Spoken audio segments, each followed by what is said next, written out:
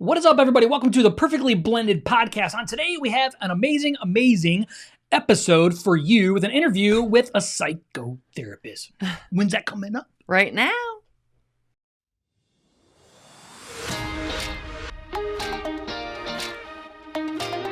Thank you so much for joining us on the Perfectly Blended Podcast. This podcast is for blended families, for couples that want to strengthen their marriage and want a brighter future. Perfectly Blended exists to break the stigma of divorce, drop the shame and guilt holding you back, and equip marriages to thrive instead of just survive. We believe all that is possible in this life is based on the power of Jesus Christ and His ability to restore us fully. Let's dive in. Welcome to today's show. I am one of your hosts, Josh, with here the always most wonderful, most beautiful Miss Christy. Hi. How are you? I'm amazing. She's amazing. You have anything on your mind? No. All right, so we're going to jump right into it today. We have an amazing episode for you today. I'm going to introduce who we have. Okay, this is awesome. Her name is Jeanette Yoffe. She's earned her master's in clinical psychology, specializing in children from Antioch University in June of 2002. She treats children with serious psychological problems secondary to histories of abuse, neglect, adoption, and or multiple foster care placements. She has a lot going on. She has an amazing story, and we are so excited to introduce you to Jeanette. All right, everybody, we want to personally welcome Jeanette to the show. Jeanette, welcome to the show. Oh, thanks for having me today. Happy to be here. Yeah, thank you so much. Before we jumped on today, we were complimenting Jeanette on her amazing background that she has. And she made it very clear the reason why she has that background, which we'll touch a little bit in a little while. We'll get a hold of the reasons why of that. But before we do that, why don't you tell our viewers and our listeners a little bit about who you are? Yes, so I'm Jeanette Yoffe. I'm based in Los Angeles. I'm originally from New York. I was raised in the New York State foster care system, and I was adopted at the age of 7.5. And that greatly impacted my life. I never thought that I would become a psychotherapist, who I am today. I wanted to be an actress, and I performed, and it was easier for me to be other people than it was to be myself, because I was very confused about my identity, because I didn't look like those in my family. And I also didn't know what happened to my birth family. No one had explained the circumstances. So as a kid, these questions incubated in my mind. And so I grew up wanting to be other people, and then realized that wasn't so working for me. And then I started writing about my story, and I wrote a one-woman play called What's Your Name? Who's Your Daddy?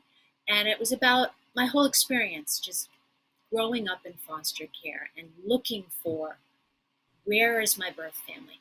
And in doing so, I was here in Los Angeles, and I was introduced and told that there were 34,000 children in LA County alone here. And I felt at that point, wow, I was one of the lucky ones. I was adopted. And I have had a family. I have a place to belong. I have a family to call my own.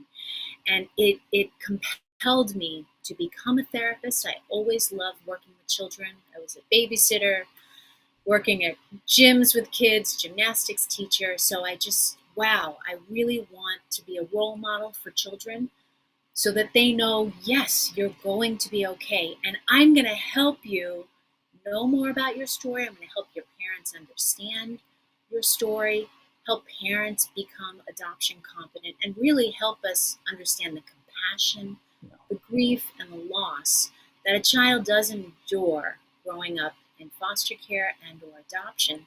So it's been my mission, and I've been a psychotherapist here in Los Angeles for 20 years now, and I just feel so blessed and honored to be doing this work. I've worked with, I would say, thousands of families now.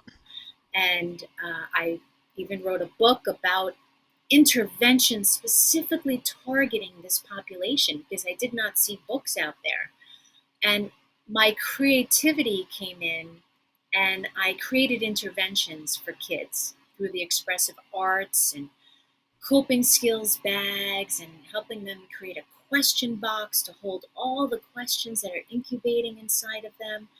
and then allowing the parents to be part of the process. So I work with children and their parents. So I am, again, blessed to be doing this work. And out of that came Yoffe Therapy, which is my private practice. And then once I learned more about my own story, growing up in foster care and finding my own mother, my own first mother, whom I did live with for 15 months, the first 15 months of my life. She did have mental illness, and it was deemed unsafe for me and my biological brother to live with her. Unfortunately, we both went to different homes in New York, and we didn't grow up together, my brother and I. We met as adults. But going through that process, finding her, and we found her, my brother and I had reunion.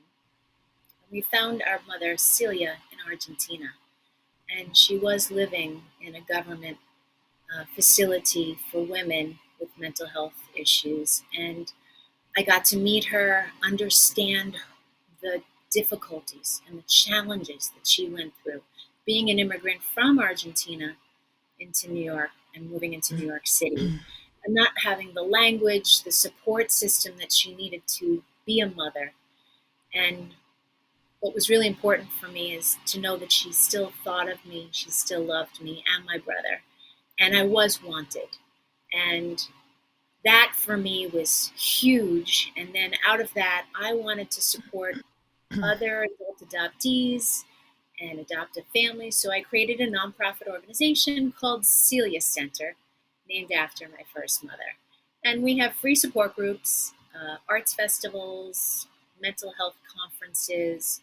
We do fun things about community, bringing us together and having compassion. So it's not just adoptive parents, it's adult adoptees, children, adoptive parents, foster parents, birth parents. We're all together.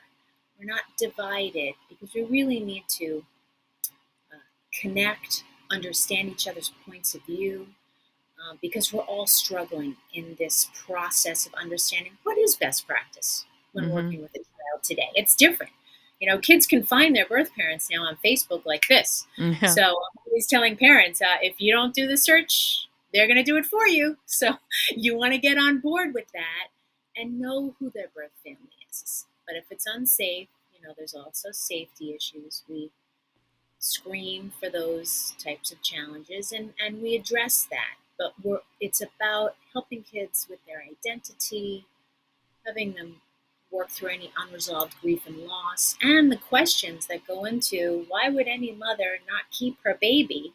Because a lot of kids then think there must be something wrong about me. And that impacts a child's self-esteem. So we want to help them understand that it wasn't about you. It was about the circumstances in your family's life at that time, that they could not parent any baby born on your birthday. So taking that negative stigma off of children, and again, serving and supporting families in helping their children through this process. So that's it in a big nutshell. You know, it's you mentioned something that I really would like to go back to and talk about. You know, you mentioned a bio brother, a brother that was, you know, that was biologically connected to you. So I want to talk a little bit about that, but I also want to talk about, did you end up having any siblings in your adopted family? And then maybe you can kind of share a little bit about how the chemistry worked in that, because you came into the show at 7.5. How old were the kids that you came into, and how did all of that stuff work? Yes, so my biological brother was raised in the Bronx. He was adopted by another family. I knew he was out there because we met when I was 6 and he was 4. We actually were going to go live with my birth family members, an aunt and an uncle in Argentina. We were supposed to fly down there and live with an aunt and uncle. So my brother and I met, and we were very little. And I remember looking at him and going, wow, he looks like me. And it's in my play, just what that experience was like for me to meet my biological brother at the age of 6, because I was the older sibling. My mother was carrying him when I was separated from her. So we did not grow up together. I'm a big supporter of keeping siblings together. They need each other.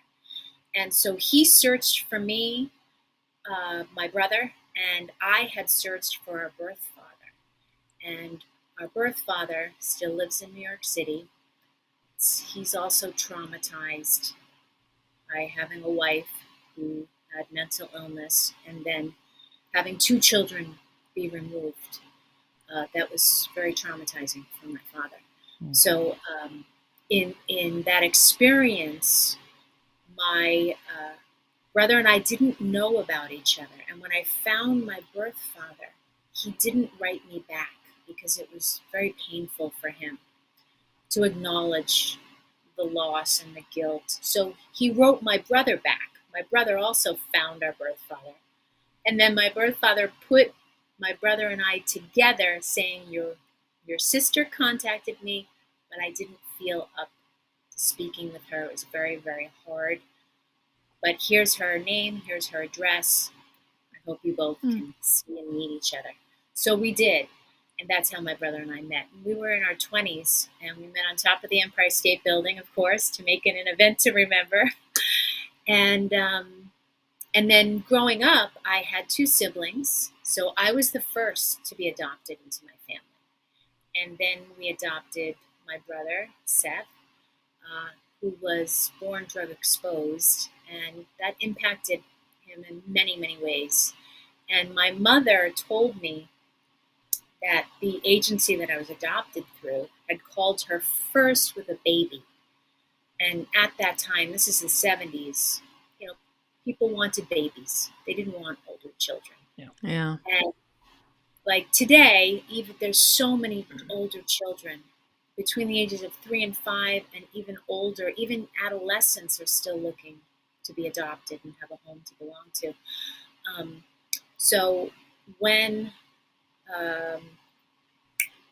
where was I? Oh, when we adopted my brother, my mother said, by the way, when you were adopted, the agency said we had a baby.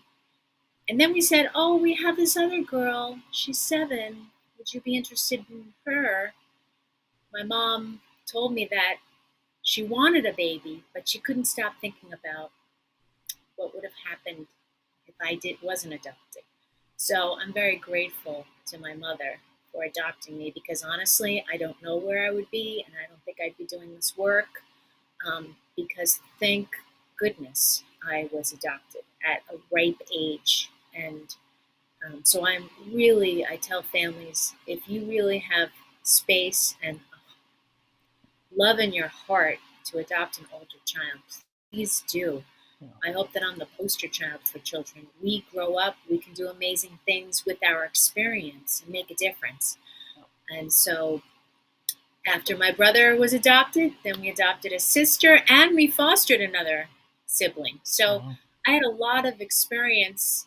It's almost like I was a therapist way back when, observing my family, because one of my siblings, my foster sibling, was reunified with her mother. And I was about 13 at the time. And that was very confusing for me, because I thought, well, where's my mother? Because remember, no one told me what happened. So I started thinking, wow, I must really not be wanted.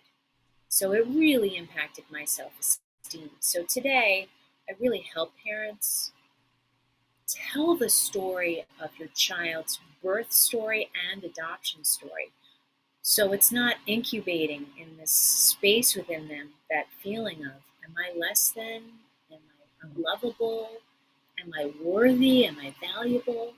Knowing their story, and it scares parents, like, oh, I don't know what to tell. Well, you're not going to tell certain information. It needs to be age appropriate for children, but they do need to know their story. So that's why I wrote my 2 books, What is Foster Care and What is Adoption, which explains the process to children. And I have it in Spanish translation also, because we have a lot of Hispanic families here in Los Angeles, and there's not enough Spanish translation education in foster care and adoption. So that's my story of my siblings, and we're very close, and my family still lives in New York. I was raised on Long Island, outside of New York City. So I was born in Manhattan and then raised in the suburbs. by Jones Beach. I don't know if you've ever been to Long Island, but it's a beautiful place. Yeah. Yeah. A lot of nature.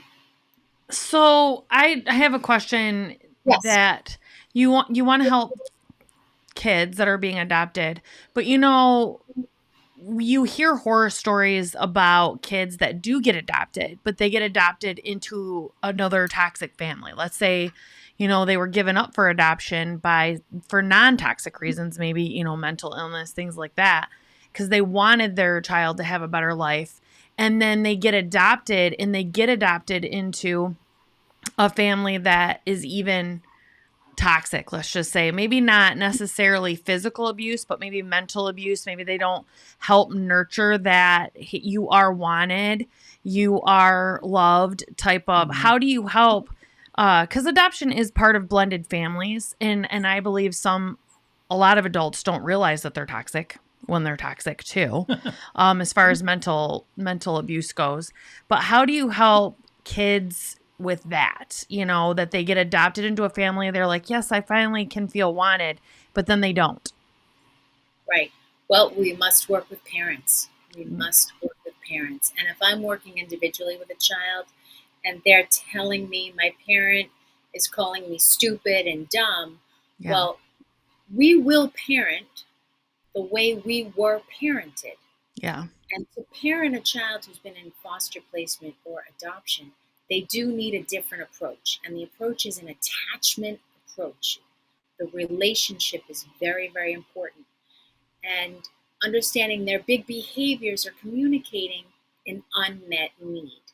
So once a parent can look at what's driving behavior, don't ignore the child. You may ignore the behavior, so you're staying connected with the child. But the child needs to know someone's outside of me looking in. Because for a lot of these kids, they feel alienated. They don't know how to respond. And we tend to project adult characteristics on children all the time, that they should be able to do this, but we need to understand child development. So if I hear from a child's point of view that a parent is talking to the child in a negative way, well, my role, I'm a family therapist. I'm going to spend some time and have empathy, and empathy for that parent, because my sense would be, who was empathetic towards them when they've struggled or had challenges? Were their parents responsive to their needs? Right. As a child, it's going to be very hard for a parent to be responsive to their own child's needs if they don't know how to respond to their own. And I am a parent. I have one child and 5 cats, and I've been married for 20 years. This year is our 20-year anniversary. And parenting is not easy. And I've thought about having more children, but I don't have family here. It's been difficult. And I've been so busy being a therapist that I literally have 20 children. Yeah. Not just one. But so I think being a parent also, and understanding, and my child does have a disability, which really helped me understand, and not to have a negative stigma about children in foster care and adoption, but they do have special needs. They do. Yeah. Doesn't mean that they need to be in special education, but they need a different approach. Like I said, an attachment approach, understanding how the nervous system can become overwhelmed and stressed, and children don't know how to behave. Yeah. It's not what's wrong with them. Their behavior is about what's happened to them, and that's the trauma-informed approach. Yeah. And looking at children, even those that have been separated at birth, when adopted, that's still considered a traumatic event for the child, because they've been in the womb for 9 months, and all they know is that mother. And to be abruptly separated, the child is now in a totally new environment. It's not familiar, and they can get disorganized and overwhelmed in their nervous system. And if a parent isn't cognizant of that, they might assume the child's colicky, when it's not about colicky. It's the child's going through a life transitional traumatic experience, and we need to attune to that child's needs by providing more comfort, more attachment and security and stability, and not letting them cry it out to sleep because they're crying out because they need to know someone's out there looking out for me because I've already lost one mother. And I'm going to tell you, as an adult adoptee, we think about, just because we're not actively talking about our birth families does not mean that we're not actively thinking and wondering about who are they, why am I not with them? And there's a term called the ghost kingdom. It's like we have a ghost kingdom lingering, what our life would have been had we stayed with our birth families. And even adoptive parents have their own ghost kingdom. What if we didn't adopt and we had a biological child? Would our life be different? So there's many experiences happening for the parent and the child. So to answer your question, I will work with the parent and helping them understand. And again, I need to understand how they were parented because, like I said before, we will parent the way we were parented unless deemed otherwise. Yeah. And once a parent can empathize and go, wow, you know what, calling them stupid is not helpful. Right. It's not in my best interest. Right. And one of my techniques that I do with parents is called the shame witch, which is separating the child from their behavior. So you can have unconditional regard for that child. You can put emphasis on the behavior. That's the problem. You're not the problem. And we're going to figure this problem out together. That's an attachment approach. Yeah. And the shame witch, I'll just explain it, just like a sandwich. You got the bread on the bottom, and then you got the turkey, the lettuce, the pickle in the middle, and then you have the bread on top. And this is actually a therapeutic intervention. Anybody can use it, even adults can use it. When you start blaming yourself or blaming others, judging them, separate them out from whatever the problem is, the unwanted, undesirable behavior, the way they're talking. So you first, the bread on the bottom is you affirm them as a person. You're a good person. You're doing the best that you can. I love you for who you are. And then you go, and the lettuce, pickle, tomato, and the turkey. And that's the problem. That's what I don't like.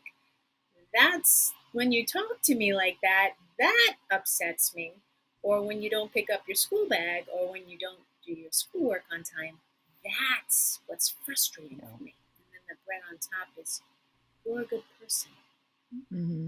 We're going to get through this together. I love you. Yeah. I don't love this, but I love you. And that needs to be conveyed verbally and non-verbally. Yeah.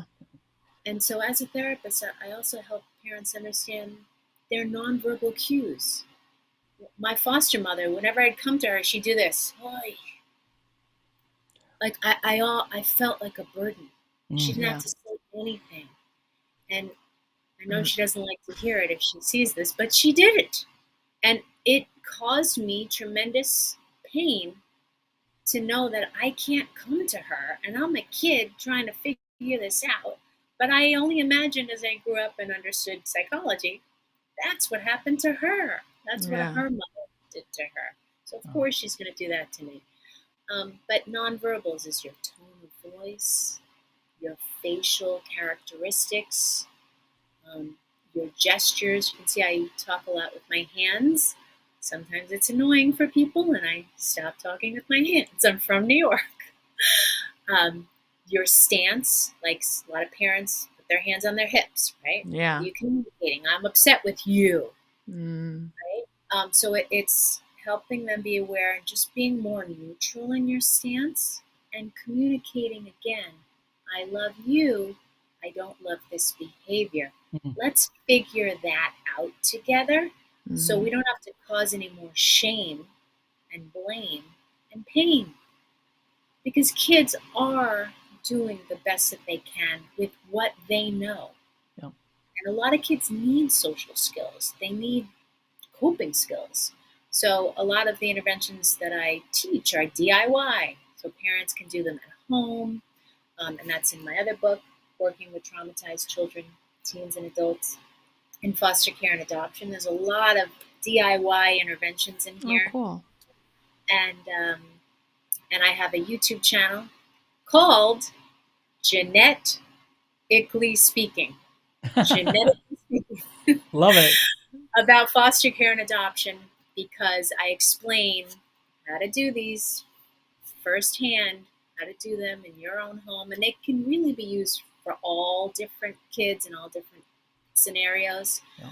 A question box, the sad bag, the anger bag, the stress bag, teaching kids the hand model of their brain, what's going on in here, and what do we need, how do we communicate what we need.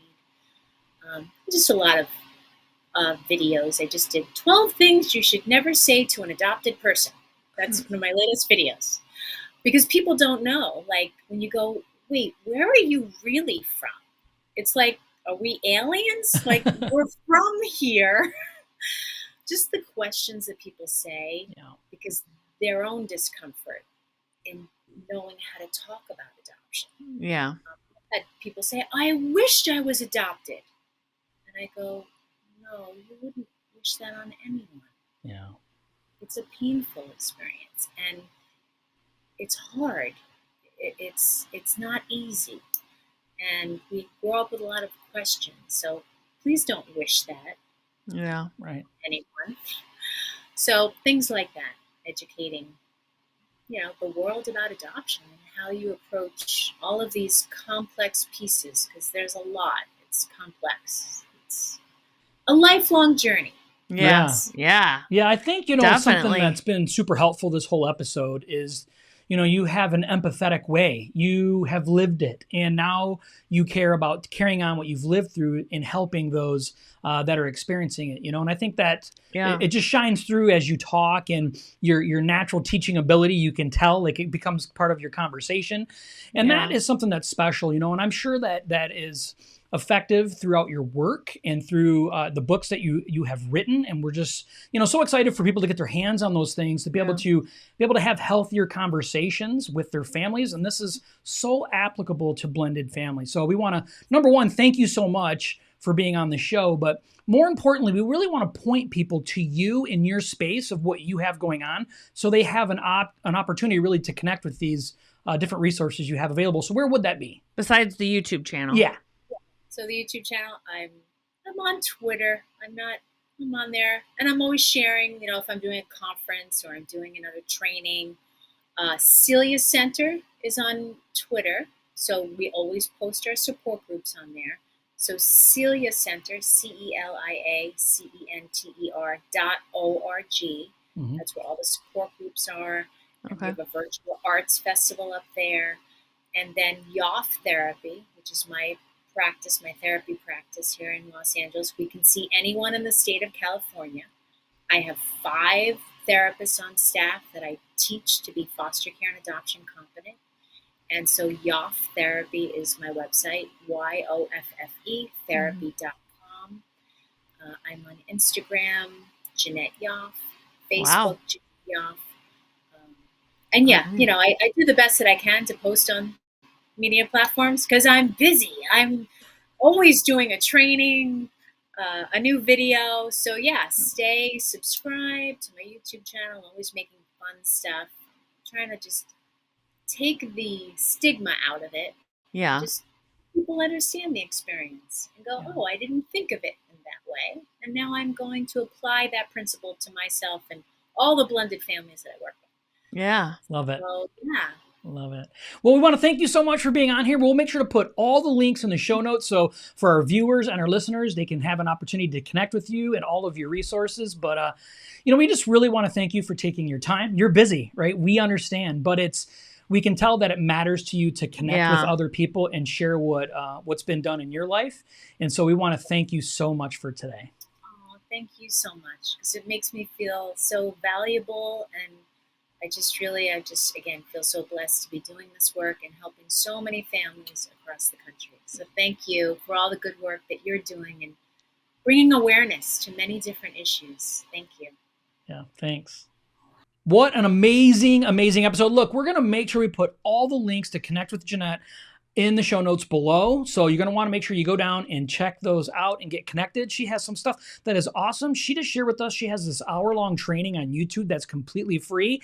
And you need to know what it is because you just need to go check out her channel and find out. Do you have any final words before we part ways today? No, I think this is very important. We haven't had like an adoption foster specialist before. Yeah. And there is a lot of blended families out there that, you know, that is what makes them a blended family is adoption. So I think this is, and that's what Josh and I want to do is we want to make all blended families know how much God loves them and give them all the tools or anything that they need to help them blend better. Yeah.